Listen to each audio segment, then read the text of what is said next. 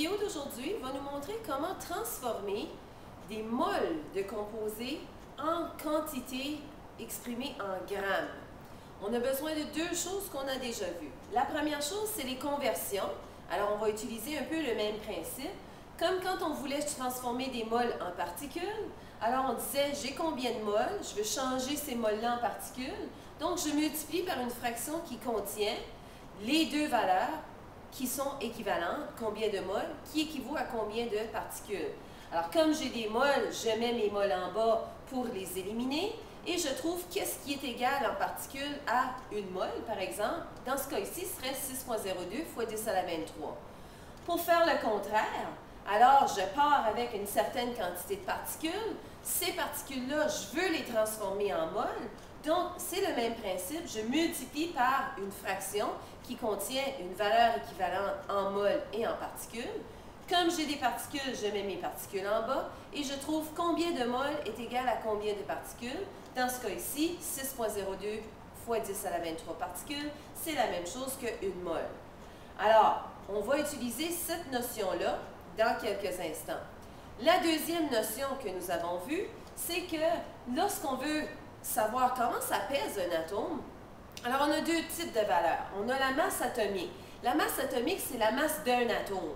Bien, les atomes, leur masse est exprimée en U. Par exemple, l'oxygène, ça serait 16 U. Quand on parle de la masse moléculaire, ben c'est la masse d'une molécule. Alors, c'est encore très petit, c'est quelques atomes seulement. Donc, là aussi, la masse va être exprimée en U. Dans le cas de la molécule d'eau, l'hydrogène pèse 1 U, j'en ai deux, donc 1 U plus 1 U, et mon oxygène, le même que celui-là, pèse 16 U. Alors, quand je les additionne tout ensemble, ça me donne une masse de 18 U. Pour calculer la pesanteur d'une mole, on ne parle pas d'un atome ou d'une molécule, mais bien d'une très grande quantité d'atomes et de molécules. Donc, on va parler plutôt de la masse molaire, la masse d'une mole. Alors, on sait qu'une mole, c'est un nombre de particules qui est très élevé, c'est-à-dire 6,02 fois 10 à la 23. Que ce soit des atomes ou des molécules, ça ne fait aucune différence parce que ici, on va exprimer tous les deux. Vu que c'est un grand nombre, on va l'exprimer en grammes. Donc, vu que c'est une mole d'atomes ou une mole de molécules, alors ça va être exprimé en grammes. Comme l'exemple que j'ai donné, si j'ai la masse molaire d'un élément comme l'oxygène, bien, la masse de l'oxygène, c'est 16 U pour un atome, mais c'est 16 grammes pour une mole. Pour la molécule, c'est la même chose. Alors, c'est un composé comme l'eau. Alors, H2O, le 16 grammes de l'oxygène plus les 1 gramme pour chacun des deux hydrogènes, ça fait un total de 18 grammes pour une mole. Si on combine ces deux notions-là, on est capable de trouver les masses de moles d'éléments ou de parties de moles d'éléments. Donc, on est capable de convertir un certain nombre de moles d'éléments en une masse que je peux calculer, ou le contraire, si j'ai une masse d'un élément, je peux trouver combien de moles ça représente. Alors, pour convertir un nombre de moles en masse, on va commencer avec ça, j'ai un problème comme celui-ci, une fiole qui contient 0,75 moles de CO2. Et ça fait une différence quel élément on a, parce que le CO2 n'a pas la même masse que l'eau ou n'a pas la même masse qu'un autre composé. Donc ici, il va falloir prendre en considération quel composé on a. Alors si j'ai 0,75 mol de CO2, ça c'est la valeur que je sais. Alors c'est la valeur à convertir parce que je veux savoir quelle est la masse. Alors la valeur à convertir, c'est mon élément que j'ai au départ, c'est mon 0,75 mol de CO2. On te demande quelle est la masse. Donc, ce que je cherche, c'est la masse. La masse, c'est une valeur en grammes. Ça se mesure en grammes. Donc, ma réponse va être des grammes de CO2. Maintenant, il faut que je regarde l'élément CO2. Je sais que le CO2, il est fait avec un atome de carbone qui pèse 12. J'ai pris cette valeur sur le tableau. Et deux atomes d'oxygène qui pèsent 16 chacun. 12 plus 16 plus 16, ça veut dire qu'une mole de dioxyde de carbone, ça va peser 44 grammes. Alors, si une mole et 44 grammes, c'est la même chose, alors c'est ce que je vais utiliser pour transformer mes moles ici en grammes là. Donc, ici, je vais multiplier encore une fois, comme on a déjà vu, par une fraction. Cette fraction-là, va contenir ces deux valeurs-là qui sont égales.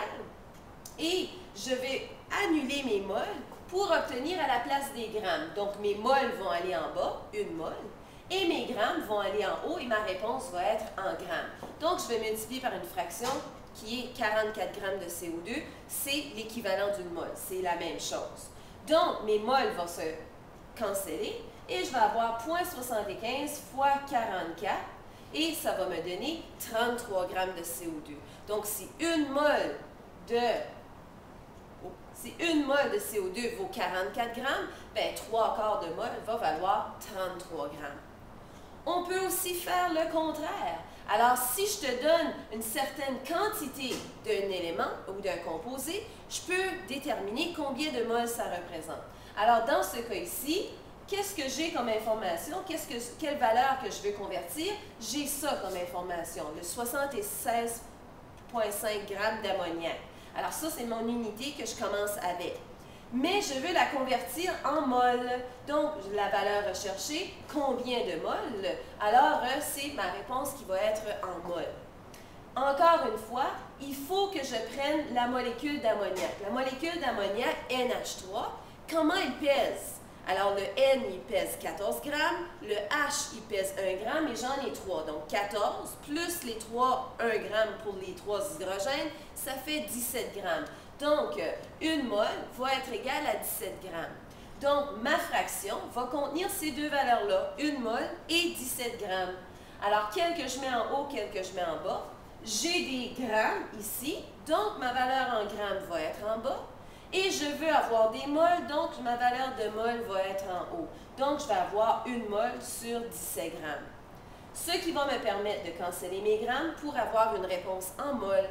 Et ensuite, quand je viens calculer, j'ai 76,5 grammes divisé par 17. Alors, ça va me donner une quantité de 4,5 moles.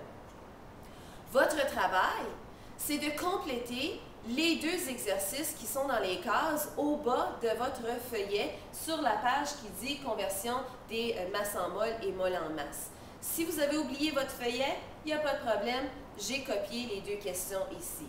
Alors, vous pouvez placer pause sur votre écran et copier les questions et le faire sur une feuille mobile si vous n'avez pas votre feuillet avec vous.